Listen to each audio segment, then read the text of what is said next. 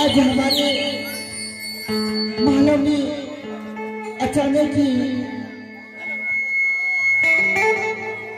स्वामी कहीं कैसी याद की स्वामी? एक ब्राह्मण को दो महाराज ने उसको मार पीट रहा था, मरे हुए को मार भी रहा था। हाँ स्वामी। उसको वो बोला था मैंने कर्ज लिया है, उसको कर्ज हम कैसे चुकाएंगे? छत्र धर्म को नाश कर देंगे इसको ब्राह्मण को। मैं उसको पैसा देको उसको धर्म को बचा लिए, तो धर्म को बचाए तो बोला अपने इसी वक्त जो अपने पत्नी के साथ सुहागरात को हवन मनाएगा उसको हंसेगा तो हीरा, रोएगा तो मोती। हम सोचे जाएंगे कैसे, तो वही ब्राह्मण हमको लाया है, हम फिर आपस जाएंगे। ठीक है स्वामी, जैसे आपकी इच्छा। तो चलो स्वामी, आज अपने महलों में कवर मनाएंगे स्वामी। आगे तो हराज अमरियई के मैया जे, आगे तो भराज माँ अनई पई के बेटी।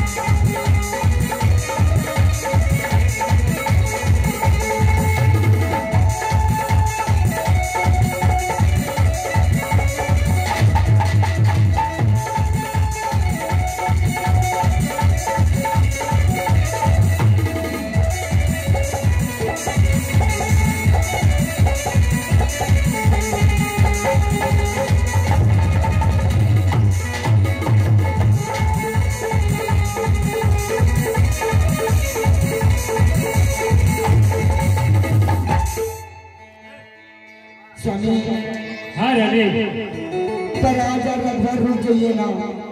नहीं, अब एक सेकंड में नहीं रुक सकता हूँ। पर स्वामी, पर एक रात में तो मेरी मम्मी भाभी स्वामी पर आज बैठ जाइए ना। नहीं स्वामी, आपकी एक रात की सजा मुझे अगर इस समाज में समाज की बातें छोड़ो स्वामी, पर आपकी ये कर्म का संदेश मेरी पेट में पल रही स्वामी। अगर पिताजी का मालूम चल जाए तो मैं उसे जवाब क्या दूंगी पिता स्वामी जी? रानी, स्वामी ये निशानी दे रहे हैं आपको, ये मंदिर का अंगूठी दे रहे हैं, जीवनी का तारे। ठीक है स्वामी, और अंगूठी भी रख लीजिए, यही है निशानी। ठीक है स्वामी जी, अगर पिताजी को अगर मालूम चल जाए तो मैं यही साबुन दिखाऊंगी, ये हंसाराम चादर और ये जिम्मी का गाड़ी और ये सोने का मंदिर का मैं पिताजी को दिखा दूंगी। हाँ प्रिय, यही 3 समान चीज आपको प्रमाण दिए हैं। स्वामी, कोई मंदिर का जो है ना, जो कि शादी में खीर खवा में मेरी भाभी ने आपको दिए थे। ठीक है स्वामी जी, आप चले जाइए।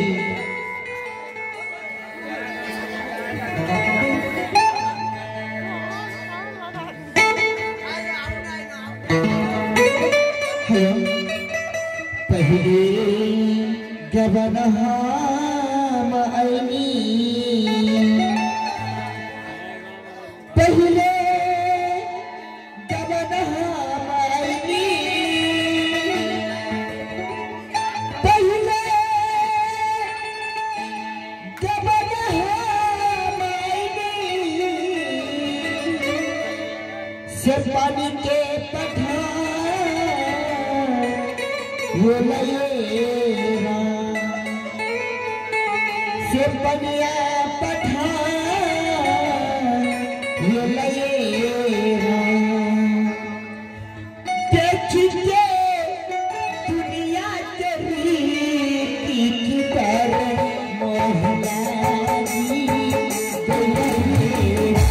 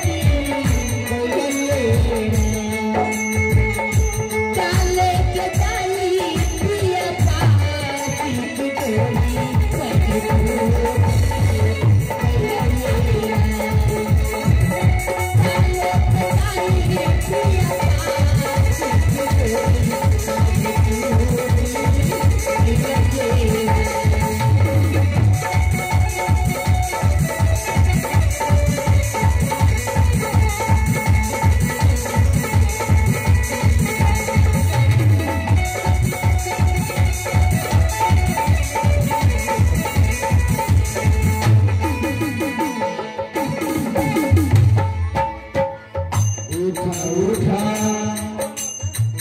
ननदो सुहागी जोर धीरे उठा उठा ननदो सुहागी उठा उठा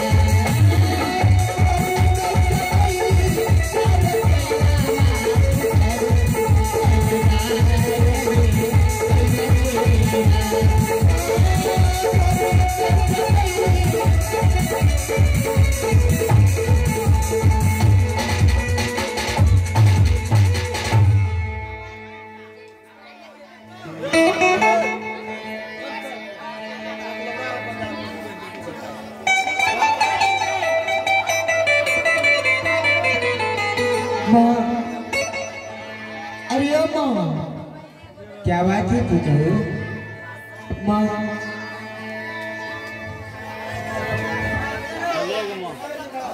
क्या बात है? क्या करने के लिए चाहती हो? अगर पिताजी को मालूम चल जाए माँ। किस बात की मालूम माँ? हमारे स्वामी की दर्द की संदेश मेरे पेट में पड़ रही है माँ। अगर ये खबर पिताजी को मालूम चल जाए तो क्या कहेंगे माँ? कैसी बात कर रही हो? हाँ माँ, आखिर में को पता चल जाएंगे तो क्या करेंगे माँ? उन्होंने हमारे पास से 3 चीज छोड़ के गई है माँ। ये हजारों चादर और जिंदगी कटारी और सोने की मुंदरी का हमें अंगूठी देके गए माँ। क्या इस 3 चीज पहचान के करके गए? हाँ माँ। हेलो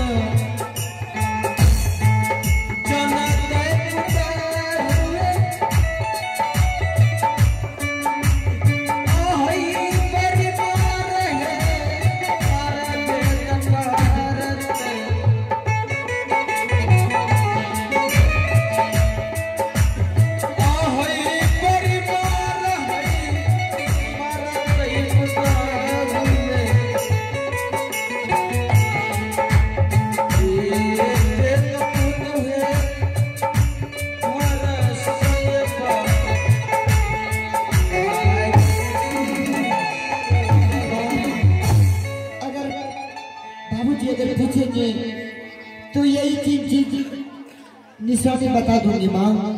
ठीक है तो अगर तेरे पिताजी ने पूछेंगे कि ये सब सामान कहाँ से लाई है, मैं साफ शब्दों में बता दूंगी प्रतिदीप बेटा सुंदरवन वन से लौट के आए हैं, इनकी मैं 3 चीज पहचान दे करके गई। मैं आपकी सेवा अवश्य करूंगी। हाँ माँ, जब बताओ आराम करने के लिए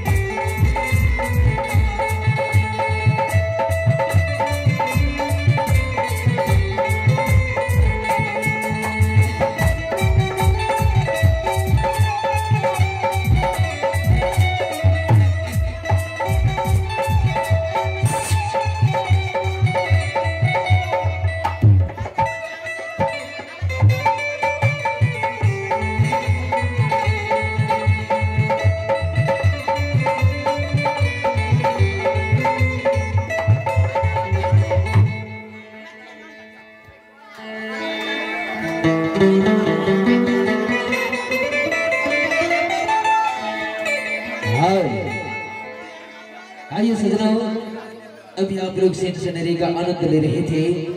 आइए सीन में लेते हैं एक छोटा सा कमर्शियल ब्रेक और आप बोलेंगे चलेंगे हम एक